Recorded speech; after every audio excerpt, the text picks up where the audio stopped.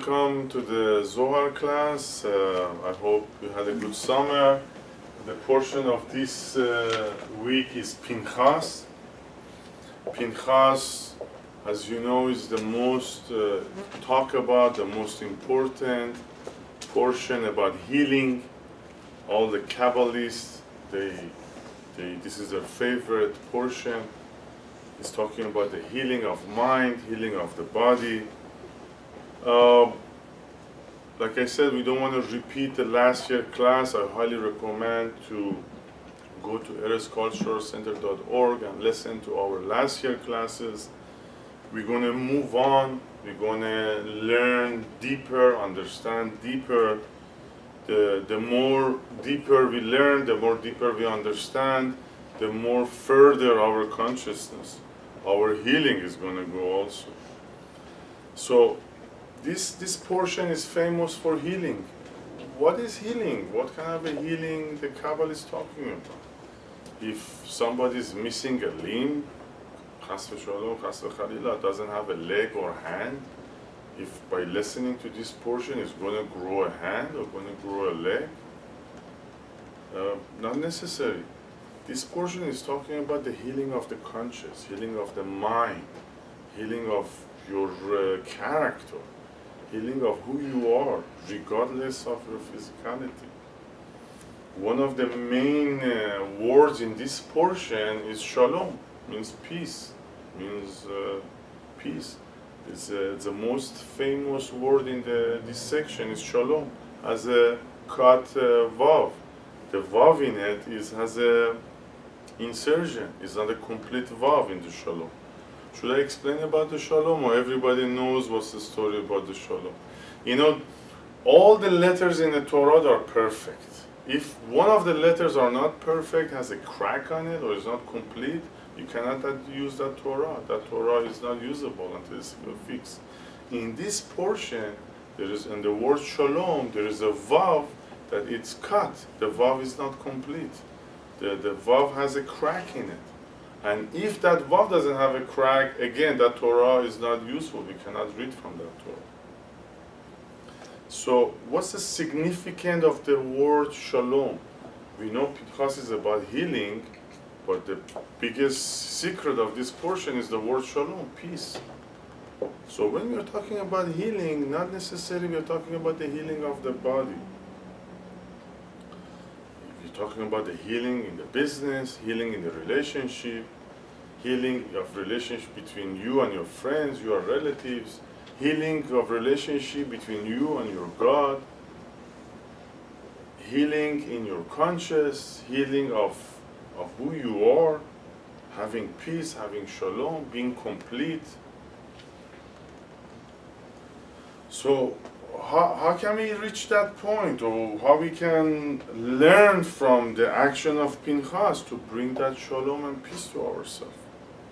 What Pinchas did, he stopped a plague. He stopped a plague. Plague in Farsi marizi, or how is a plague in Farsi? I think it's Zohar. No, it's a disease. It's like an ongoing disease. Plague. Pinchas stopped this plague. What is a plague? Plague, it could be a virus, or it could be a war between two nations. So Pinchas, he teaches us how to stop a plague. Do you know the story of the Pinchas, or should I repeat it? You know what happened? The story of Pinchas is that Bnei Israel were traveling from Egypt to Israel, and right before entering to Israel, there are many nations before Israel that they fought Israel. They didn't want to let them go through. The negative side didn't want us to reach our maximum potential. So they try all kind of tricks. They try to fight us, they lost. They tried to curse us, they were not successful. They tried many tricks, but they were not successful. So the last thing they tried to do, the Moavim, they tried to destroy us by falling into indulgence of our own body, falling into pleasure of our body. So Balak, the guy from the last portion, he has this gorgeous daughter. We went through the story last year, so please listen to the last year class. He says, by sending my daughter to Moshe, not only she's very beautiful, she's also knew how to do magic, black magic. So she's going to seduce Moshe, and by seducing the leader, the whole nation is going to be destroyed. They're not going to reach Israel. So they sent this beautiful lady, her name is Cosby, with black magic, and they told her, go find Moshe. Tall, good-looking guy, beard. So she was walking among the Israel, and she, by mistake, she find the head tribe of Shimon. His name was Zimri. And she seduced him, and he fall into it, and they start having sex together. And when the whole nation saw that one of their leaders got involved in this action, they all got into this action. And the Torah called it a plague. That was a plague. This is not moral. This is not our kind of behavior. To act like this, in public, in front of our God, in front of our leader Moshe. So a plague came, and people start dying. Up to 24,000 people died from that plague, from that disease. And Pinchas, by being a Kohen, and he studied Torah, he realized that this is a wrong act and I have to stop it. And nobody else could see it. Even Moshe was frozen. This is our story. Look at our society. We follow what the society do. We follow what the new concept is. We follow what everybody around us do without knowing this is right or wrong. But Pinchas had this gift. He studied the Torah. He knew this is wrong. So he, with one romach, with one sword, he killed Zimri and Cosby, and the plague stops. That's the story of the Torah. So Pinchas, he knew how to stop the plague, how to stop the disease, how to bring healing to the nation. In our time, a plague could be a virus, or it could be a war between nations. So how do we stop these plagues? And there is million things in the middle. Plague in business, plagues in relationship, plagues in my community, God forbid plagues in our body, friendship, all those things. So I studied the Zohar about this section. We're going to read from the Zohar right now. It talks about, we all have the good inclination and the bad inclination. We all have the goodness within us, and we also have the evil side within us. Every day, on a daily basis, we are facing these plagues. We get angry for a moment, but then right away we stop ourselves. We realize this is wrong. Every day maybe there is a space created between us and a friend. After a day or two, we realize this is wrong. So I call my friend and I apologize or whatever, and we keep the relationship going. And maybe there is a misfortune in the business, but right away, we try to stop it. We stop the negativity. So on an everyday basis, we are not immune to these plagues. They attack us all the time. I can get jealous, I can get angry, I can get hateful, I can be super controlling, I can have this huge ego about myself. So I let it come in, they'll come in.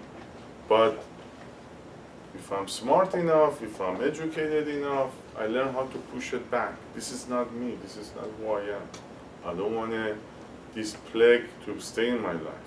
Unhappiness, sadness, depression, all the negative acts and all the negative feelings. We all experience it on a daily basis.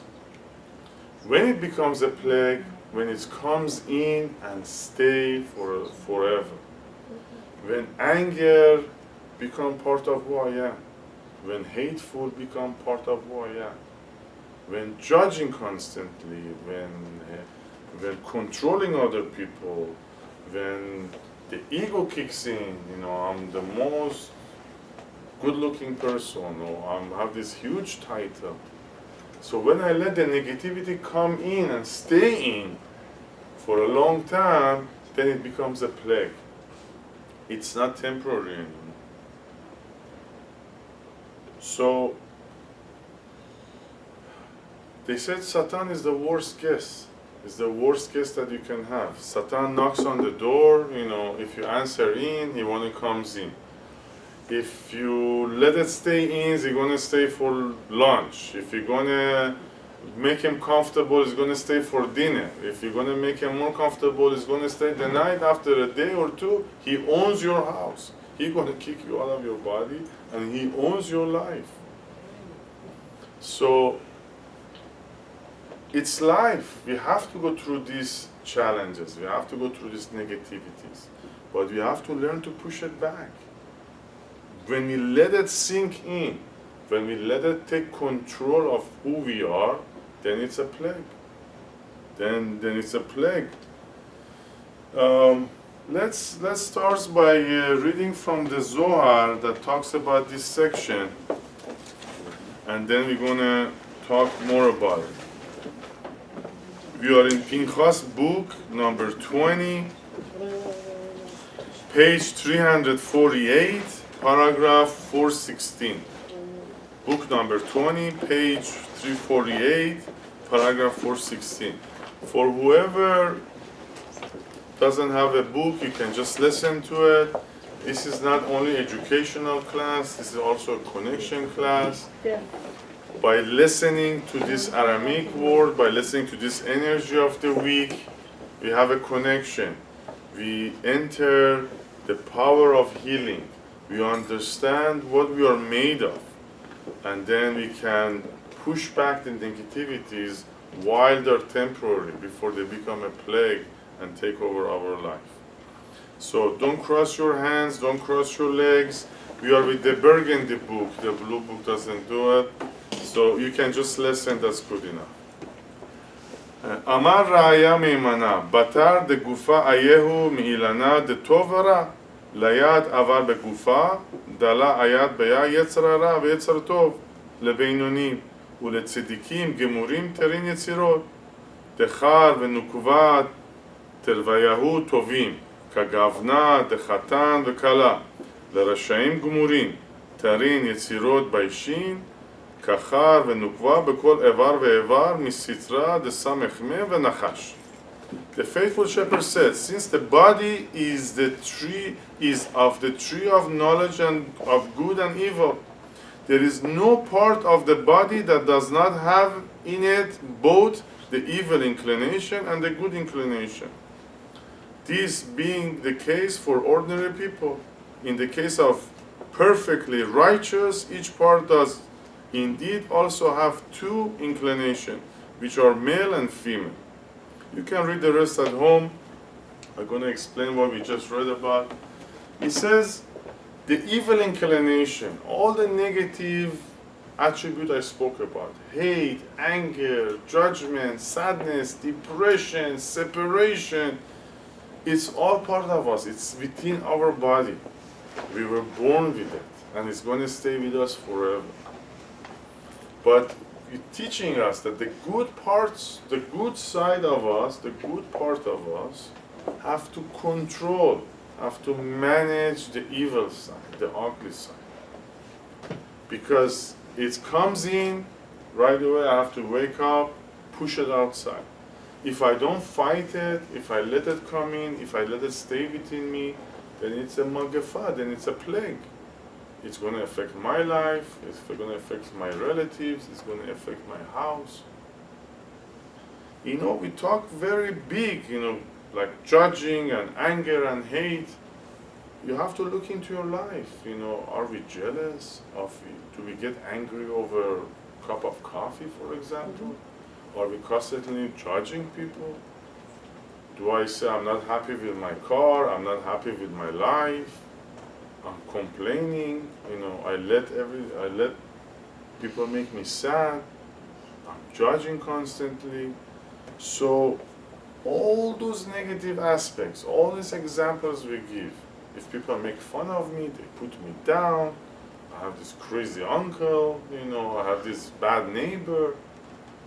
If you're gonna let it come in, it's gonna turn into become a plague. And plague is very difficult to get rid of. So the first remedy, the first solution is to be aware of all these negative aspects and push it out, push it out, push it out. I know if I'm not gonna pushing it out, it's gonna come and become part of my body. So the Zohar says, this is who we are, this is what we're made of. But be aware of it. We complain so much, we worry so much, we're sad about so many things. Don't let it come in, don't let it take over and make you who you are. They said the war between nations starts this way too, something very stupid, something very little, a small hate, a small thing, that after a few years they don't even remember why they started the war for. If you ask many nations, nobody remember what was the reason for the war. But they're hating each other and they're fighting for some stupid reason for many years ago. That's plague. That's plague. Relatives, friends, family. When we let it come in, then it's created total darkness. We have to stop it. We have to stop it while it's fresh, before it's become a plague. Not allow these aspects to lock in. Yes, I can get angry for 10 seconds, 30 seconds, but I have to say, wow, this is wrong. This is not who I am. I don't want people, the society, know me as an angry person. So one of the biggest reason for plagues are space. When we create space, we all the time talking about unity. The biggest word in Kabbalah is unity. Unity, being one, oneness. I want to be one with my family. I want to be one with my friend. I want to be one with my God. So the moment there is space, the moment there is no communication, there isn't the moment when two nations want to make peace, they sit behind the table and they talk to each other, right? So they're trying to eliminate the space between themselves. So if there is a space between you and your friend, space and family, space between you and God, we have to correct that gap. One of the amazing things that happened in the Torah this week, not only the cracked Vav in Shalom, also there is a space, there is a huge space in the middle of the sentence after the word Magefa. We know each time there's a space in the Torah, that's an injection of light. The writings is the Malchut, is the physicality. The space, the parchment, is light, is the spiritual world. It tells us each time you see a Magefa, each time you see a space, each time you see something is dark and negative, you have to inject light into it.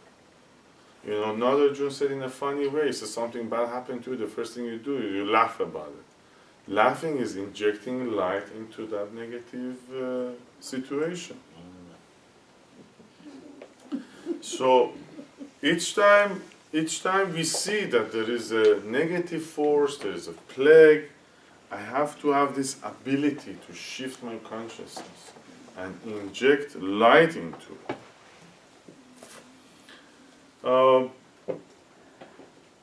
So this is what Pinchas is famous for stopping the plague, stopping the negativity before it's going to take over my body, my life, my house, my family, or everything I have. But it's easier saying than done. We get angry, we're judging all day long. We are not sometimes comfortable with who we are.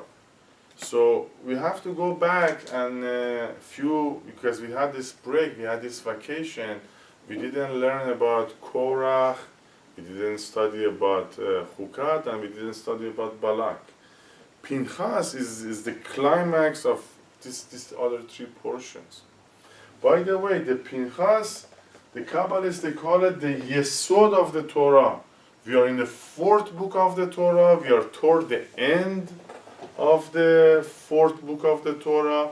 The fifth book, the Devarim, is the Malchut.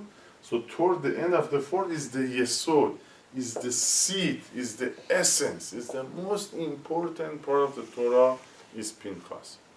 But let's go back, to Korach, and we're going to study little by little, and it's going to help us to understand this healing business. What was the story of Korach? Korach was a Levi, he was a rich man, he was a tribe leader. He came to Moshe, he says, I want to be Kohen also. So the Zohar talks about it very nicely. He says, Korach, you are a left side, you're a Levi. Why you want to be a Kohen? This is not your job to be a Kohen. How is it relate to us?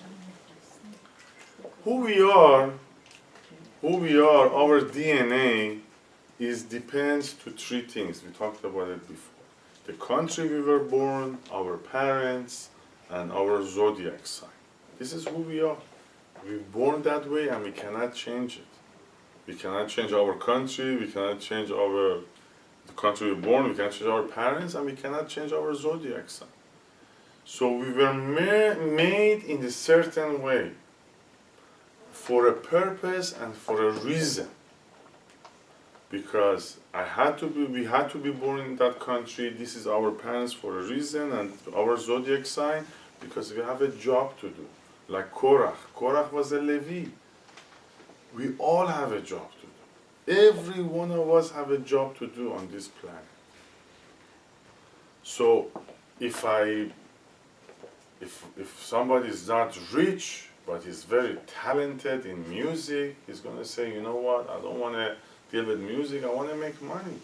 All his life he's going to struggle to make money, but he's not a businessman. He doesn't have the gift to be a businessman. He has a gift to be a musician. So all his life he's going to be jealous. All his life he's going to be full of hate and anger. Why? Because I don't have enough money. That's not your purpose in life. We all have a gift. There is 7 billion people on this planet. Each of us, 7, has his own unique gift to himself. There is 7 billion gifts. Each one of you, each one of us has one unique gift to himself or herself.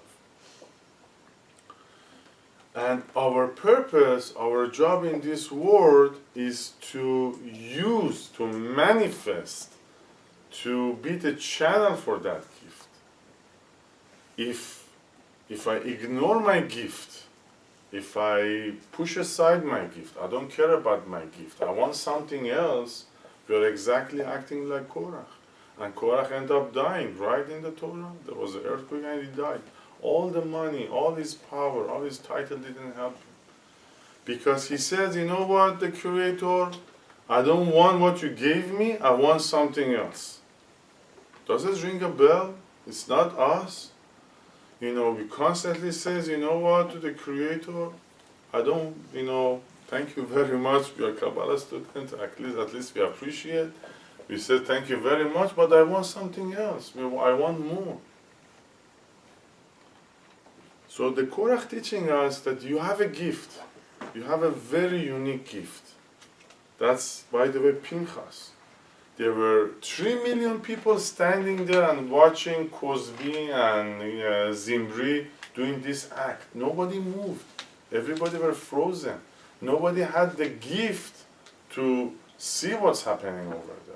Only Pinchas he had the gift. So each one of us, each one of you, has this unique gift that you can change your life, your family, your society, your community, like the way Pinchas did. But most of us, we ignore the gift. And guess what? There is no pleasure in the world, no money, no title, no physical pleasure gonna give you pleasure as much as your gift gonna give you the pleasure. You've seen musicians, you know, the guy that is a good with a violin, he stands in the street and he plays the violin just because it gives him pleasure. So, we are in a week of healing. You know, a sick person, a sick relationship, you know, a sick business.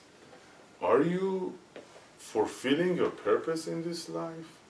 Or do you know what your gift is? Are you a channel for your gift? Are you using your gift to the maximum, to the potential of it? By the way, the gift that we have can take us to the highest level of happiness, health, and spirituality and success. Unfortunately, we fall for our eyes. I want what I see. I don't care about my gift. That's what Korach is. Korach had all the money. He was the head of the tribe.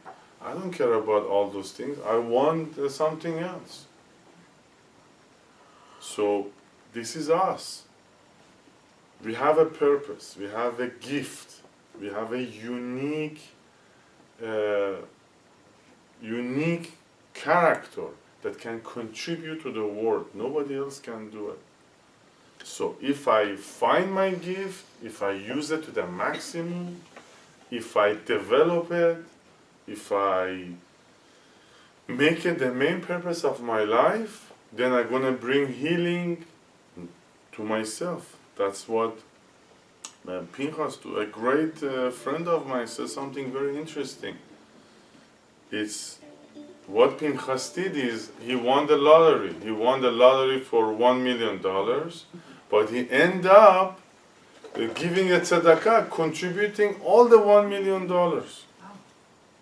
Is any of us capable of doing that? So, you know, that's who we are. I mean, if you have a gift, if you're using your gift, and Baruch Hashem, I know you guys all have gifted. One person is gifted to be part of the sisterhood. One of my dear friends is gifted to help this Kenisa like nobody else. Filling up a chair in the class is a gift. This 100 Khanam, the wonderful lady, she teach me so many lessons. Rain or shine, you know, cold and hot, late or early, she show up to the class, she show up to the Kenisa. This is a gift. Honestly, I cannot do it, you know, if I was in different circumstances. So we all have a gift. No, I'm sure nothing brings her pleasure more than being part of this class and the Kenisa, because she has this gift.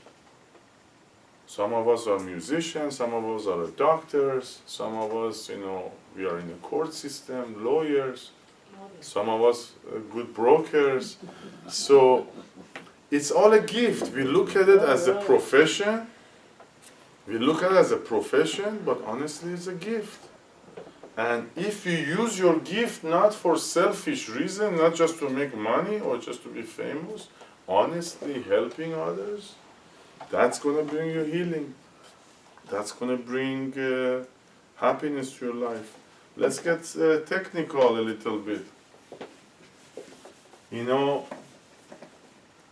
like I said, who we are, our DNA depends to where we born, who our parents, and what is your zodiac sign.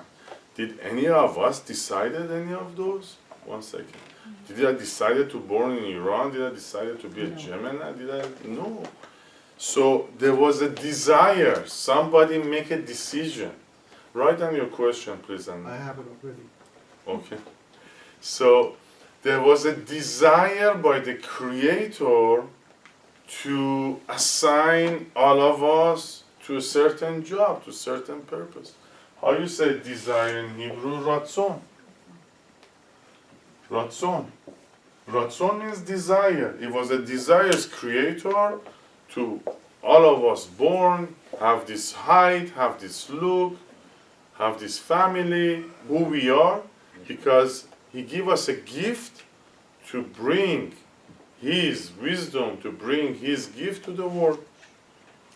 And how you say channel in Hebrew? Channel in Hebrew is tzinor. It's the same exactly words. Tzadik, Nun, Vav, and Resh. So in Hebrew, the desire of the Creator and me channeling his desire is the same word. So it tells us, it's the secret behind this equation is that it's the Creator's desire for me to channel the gift that I have. If I'm channeling the gift that the Creator gives me, I'm healed. We have healing.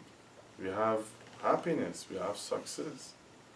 But if we tell the Creator, you know what, I don't want to be your channel. I want to do something else.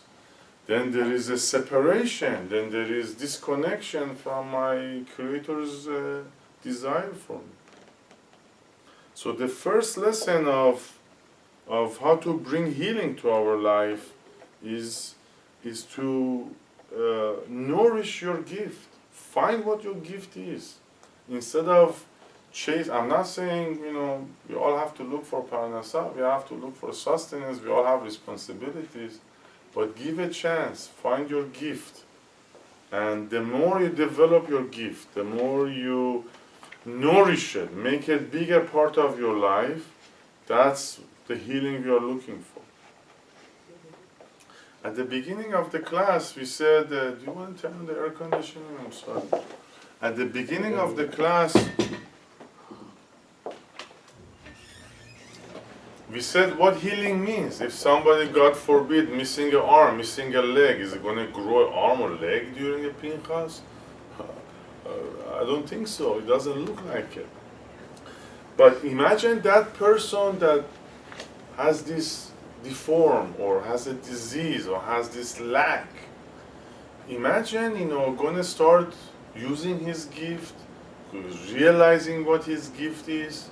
We all seen people that they're handicapped, they all have health issues, but they're extremely happy. They're doing something they love to do. We've seen people on Facebook, they don't have no arms, they don't have no legs, but they're playing music and they're happy and they're swimming.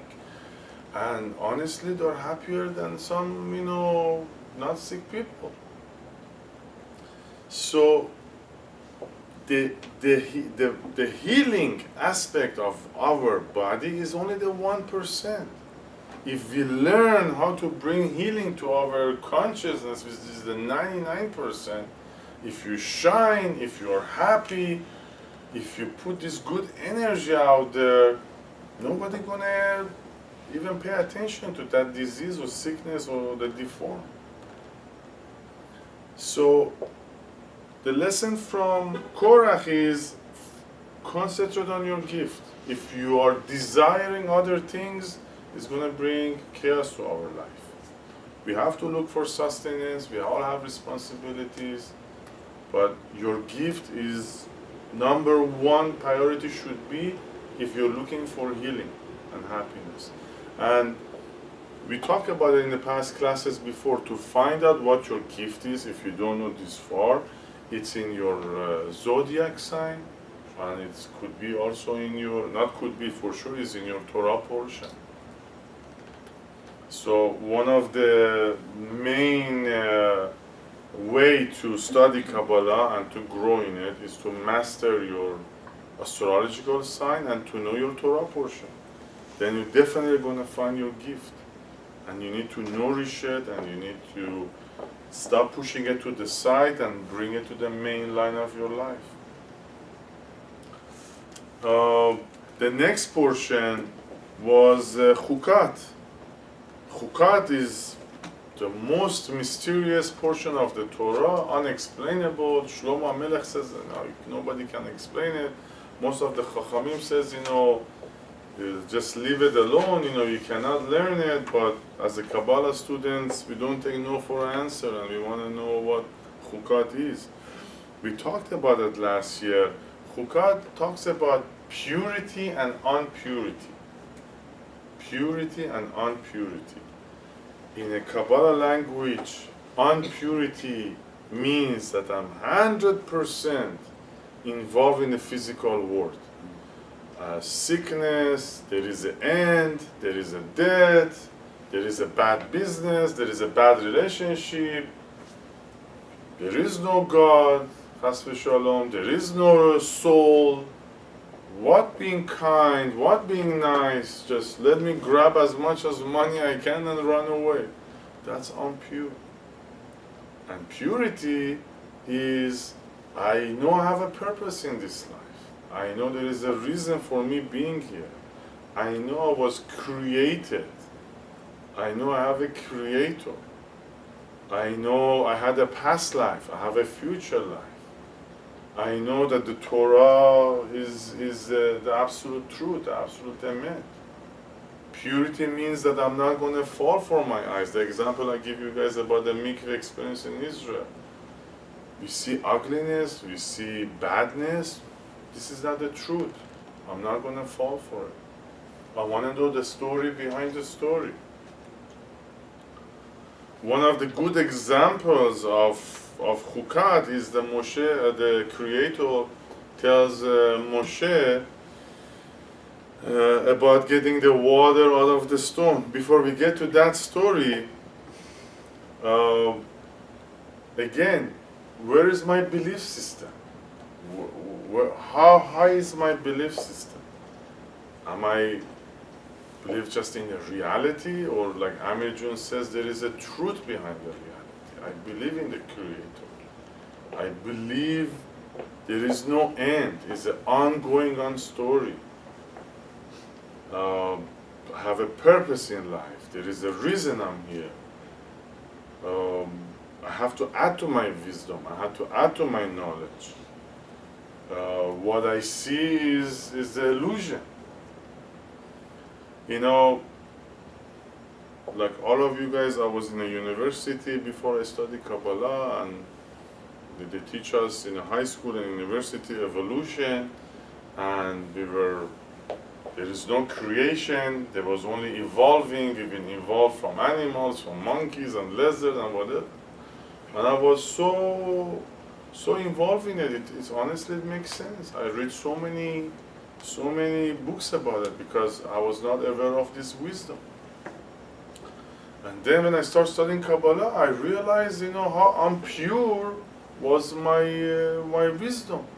Just believing in reality, believing in what I see, without giving a chance to myself to understand there is a reason, there is a purpose, there is a creation. In this last trip in Israel, we saw a camel. It's a funny story, but see how realistic it is. When you are in a university and they teach you about evolution, it totally makes sense. A lizard becomes something else, and something else becomes something else, and all of a sudden become human. It makes sense. But when I was looking at this camel, they said there is no way in the world this animal was evolved from something else. There must be a creator. There must be a master design. Somebody, some force, some energy, draw this animal, give it all the limbs, give it all these functions. There is no way a camel can evolve from a fish. On the book, yes, it does make sense. But when you see it close by, come on, this world cannot be an accident. There is a creator and we are a createe. There is a master design. There is a master plan for all of us. So we fall into the sadness, we lose it, we become impure. But right away we have to come back and see the truth, see my purpose, see the reason. Am I judging constantly? Am I angry all the time? There is a reason for whatever and whoever is in my life. The next portion was Balak before going to Pinchas, healing again. So again, the healing in Chukat if you, like I said before the class, if the doctor says, God forbid, chas v'chalila, you're sick, and you believe it, and that's it, you're sick. But we believe that there is a purpose. We believe it's a challenge. It's an obstacle. I have to learn from it. I have to overcome something. There is a negativity that I let in over the years. And like the Magefa, the Satan, I made the opening. It came in. I have the power. I have the force to overcome it, to push it back. Of course, we have to follow the doctors. Of course, we have to follow the medications. But the healing comes from the inside. Change my ways. All the lashon hara, all the negativity, all the evil speech, all the judgment is not helping us. So now we are at Balak. Last Shabbat we read about the Balak, and I was following the Torah reading. It was amazing. Like 3-4 times. Oh, let me tell you the story of Balak. So there was this king Bilam. He hired this magician, black magic, the most evil person on the planet named Balak. No, Balaam. Balak was, I'm sorry. Balak was the king, the Bilam was the magician. Thank you very much. So you're not sleeping. So the Balak hired Bilam. Bilam, the Chachamim say he was the same level of Moshe, knowledge, wisdom, connection to the Creator, but he was on the evil side. Moshe was the positive side. In this planet, everything has the positive and negative. Bilam was on the negative side. He was flying and making magics and the most evil person, Bilam. And 3 times or even more, Bilam says to Balak, he says, you're going to fill up my whole house with gold. You're going to fill up my whole house with jewelry, diamond. You're going to give me the biggest titles. There is nothing I can do without the permission of the Creator. That's in the Torah. So, Balak hiring Bilam to curse Israel. This negative, evil, dark person, he says, listen, there is nothing I can do without the permission of the Creator. You want me to curse him, but I have to ask for his permission. He asks for permission, the Creator says, no, you cannot do it. He says, I'm sorry, I cannot do it. So I have a question to ask you. I'm sorry to put you in a position. If the most negative, most powerful, as powerful of Moshe, he said, I'm going to ask Creator for permission, do we have the right to judge anybody? Do we have the right to say lashon hara about somebody? The most evil person says, I have to ask permission from the Creator. Are we asking for permission from Creator before we make fun of somebody? Before we judge somebody? Too short, too tall, too stingy, too ugly. We don't have the right. We don't ask for permission. Next time you want to judge, or you want to get angry, you want to hate somebody, that's like Kabbalah 1. You used to write down in Kabbalah 1, who makes you angry, who you hate in your life, who bug you all the time. And you have to switch his name and put the Yud Hey Vav Hey, put the Creator's name on it. So everybody in our life is the extension of the Creator. We judge somebody, we create separation. I don't like this person, I don't like this place. I'm going to stop talking to him, I'm going to stop calling him, I'm not going to answer his phone.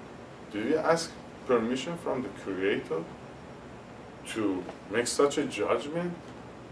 Or hate? Or control? Or be proud? So in reality, what does that mean to ask permission from the Creator? It means, am I doing the right thing? Our purpose in life is to love and create unity, to help, to be nice, to be polite, to care and share to the max.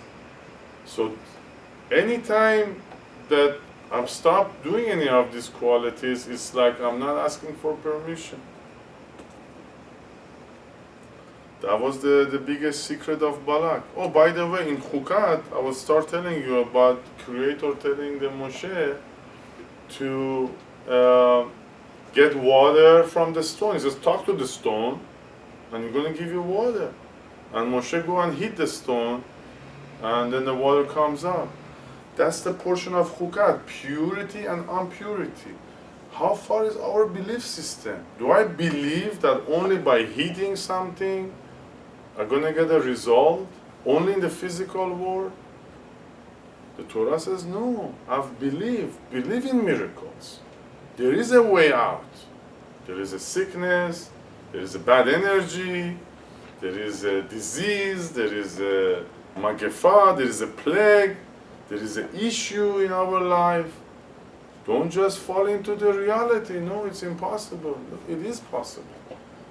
When you fall into the spirituality, all the gates of miracle open for us. Today I was having a conversation with my wonderful friend. Miracle is not something that all of us going to see. Miracle is a very individual thing. It's only between you and your God. Your miracle, nobody going to feel it. Nobody going to pay attention to it. It's between you and your God. How spiritual you are. Where is your belief system? If you put your belief system 100% in the physical world, then you're impure. You believe in miracles, you believe in tomorrow is a new day, I have a chance, I start trusting my friends, I'm talking to my teacher, I ask questions, I listening to classes, I participate in the Shabbatot. So believe in unbelievable. Believe in illogical. That's where the healing is. I used to say a very funny saying that don't think of the medicine as medicine, think of it as a candy. Because if we believe it's only the medicine going to heal me, then I put all my trust into medicine. But if I believe that other than medicine things can heal me, then you make an opening. Studying spirituality, all these Torah portions, all these Zohar portions, is healing our who we are, healing our conscious. Now let's talk about the relationship of body and conscious. There is two more subjects and we're going to end the class. We're almost at the 1 hour. We always talk about light, or light of the Creator, light of Hashem. The blessing, all the healing, success, sustenance, finding a soulmate, everything's in the light, right? The light of Hashem, that's what we need in our light. Does the light pick and choose? Is the light gonna say, I give you this much healing and I give you that much money? And is the sun decide how much sunshine, how many rays each of us gonna get? The light is absolute. The light is for everybody. So why we are different? Why some has more healing, some has less healing? It's the vessel. It's your vessel. Is your vessel, depends to your vessel. The light is absolute. The light is infinite. It doesn't pick and choose. It's for everybody. It depends to your vessel. That's the study of Talmud 10 Sefirot. Who we are is the reflection of our vessel that gives to the light. Who we are is the reflection of our vessel to the light. The light is equal for everybody. We receive the same amount of health and happiness and success. But who we are, who our vessel is, who I decide to be, who I am, how much anger, how much hate, how much negativity, how much judgment, how much ego, how much jealousy that within me gives a face to the light I'm receiving. So when we come and we pray and we ask for healing, yeah, He's giving it to you. You have it. It's within you. But who we are, our characters, our way of life, what this body do all day long, what this my characters do all day long, where my soul is all day long, give a shape to that light. I can reflect that light 100%, I can reflect that light 1%. It's up to me, it's up to us. So the light is absolute. It's our body, our vessel determine how much light we can receive and handle. Of course, we're all different because we also have a correction. We also have a tikkun from the past life. Some of us have a more challenging tikkun, some of us have a less challenging tikkun. But whatever it is, we still have that gift that's going to overcome all the challenges, all the tikkuns, all the issues. Let's talk about the last beautiful section we're going to finish the class with. The Torah talks about two tzaddikim, two righteous people. The first one is Noach in the Torah. This is a very beautiful new thing I'm going to share with you this year. Noach was a righteous person, Torah. Ish tzaddik haya bedoro. He was a righteous man in his generation. Why? Everybody knows who Noach is, right? Why? So what was so special about Noach? Why he was tzaddik? Why he was righteous? Because at that time he was the only person that didn't kill. That time there was no law and order. People are killing, having relationship with no rules and regulations, no common law. They were had avodah zarah. There were money was there, God, gold, So he was the only one that stayed away. He said, "This is not me. I'm not killing. I'm not hurting. I'm not having relationship, unkosher relationships. I believe in the Creator." So Noach was ish tzaddik because he had that thought, he had that wisdom that this lifestyle is not for me. Another person in the Torah that is righteous is Yosef, right? Mm-hmm. Yosef was a righteous person. Why? Because when he was in Egypt, he says, "This is not me. I don't belong here. I don't belong in this physical world. This is not me. I'm not going to fall into all these negative people. I'm not going to fall into negative relationship." He was in a jail, he will become the master of the jail. He was a slave, he become the best slave. He never fight his brothers. He never let his negative side control him. So Yosef was, if Noach was all about thought, about the wisdom, about the consciousness that I thought this is not who I am, Yosef was going through tests like us, was going through tests. He didn't fall for the physical world. He said, "This is not for me, this is not who I am." If we're going to add Noach to Yosef, what we get? Pinchas. Can you believe it? This is Noach, and this is Yud Samech Peh. So Noach and Yosef is become Pinchas. So Noach was the consciousness. He says, "I'm not going to get involved in these people." Yosef, he was tested constantly. Yosef was going through tests. He didn't fail all the tests. And Pinchas, he came and he did action. He used his gift. He used what he know. By using his gift, by manifesting what he saw, he make an action. He stopped the play. So they call Noach ish tzaddik. Yosef was hat tzaddik. Pinchas is tzaddik gamur. He's like the best tzaddik. Now let's take it even further. There's more beautiful part in this. On Motzei Shabbat, before the Shabbat is over, we do the Havdalah, the candle, the light. Who we talk to, if you pay attention? We say the name of Noach.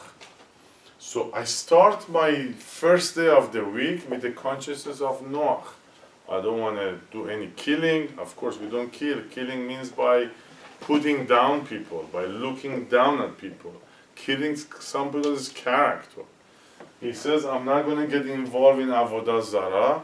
That means I'm not going to make money my God. I'm not going to make my title my God. And the third one is the pleasure. I'm not going to fall into the pleasure of this life. Life is not only about the bodily pleasure. So that's Motzei Shabbat. That's the first thought I have on Shabbat. Yosef stands for the sixth day. So Yosef is the 6 days. All the tests, everything we go through, all the challenges, all the difficulties. Do I fall for this issue? Do I fall for that challenge? Do I fall for this obstacle? Do I fall for this negativity? So we constantly have to say no, no, no, no, no. And Pinchas is on Shabbat. You remember what was the special word that it's very special on Shalom. Shalom. What do we say each other on Shabbat? Shabbat Shalom. Shabbat Shalom. So each time we say Shabbat Shalom, we are connecting to Pinchas. And what is the action that we have to do on Shabbat in order to connect to Shabbat? If this was thought, there was action, that was like speech, like, I stay away from all the negativity. Pinchas is action. On Shabbat, action, that's a paradox. Usually on Shabbat, we don't do anything. Actually, Shabbat is the most difficult day of the week because I have to take action to let no negativity to come in. It's the most difficult day. I don't want to talk about business. I don't want to argue about anybody. I don't want to judge anybody. I don't want to laugh at anybody. I don't want to do Lashon Hara on anybody. Shabbat, I have to be like Pinchas, take the sword and kill and destroy any negative thoughts and actions come to me. In order to have the Shalom, Shabbat Shalom. Why we say Shabbat Shalom? Because we want connecting to Pinchas. We want to bring peace. How I bring peace? Destroy any negativity that comes to haunt me on Shabbat. What happened to Pinchas? Pinchas got extra soul, right? Nadav and Avihu. You mentioned before the class. After the action he did, Nadav and Avihu's soul joined him and he became Elion Navi. On Shabbat, what we always talk about? You remember when we says Ayeh? We want to get the extra neshama on Shabbat, like the way Pinchas got it. So Pinchas, by bringing shalom, he got extra neshama that make him immortal, healed him. He lives forever. Shalom. God says, I give you a covenant. You're going to be peace all your life. So if I go through this process, at the beginning of the week, I said, you know what? I don't want to do none of those negative acts. Yosef, I'm going to be a winner in all the challenges during the week. When I reach Pinchas, when I destroy all the negativity, I'm in absolute shalom during Shabbat, I get the extra neshama that's going to bring me healing, health, success, immortal, happiness, forever. I think we reached the 1 hour, and I want to thank you for coming back to the class. B'ezrat Hashem, we're going to have a wonderful coming up classes. So have a great Shabbat. See you on Shabbat, on Pinchas Shabbat, and see you next week. Thank you very much.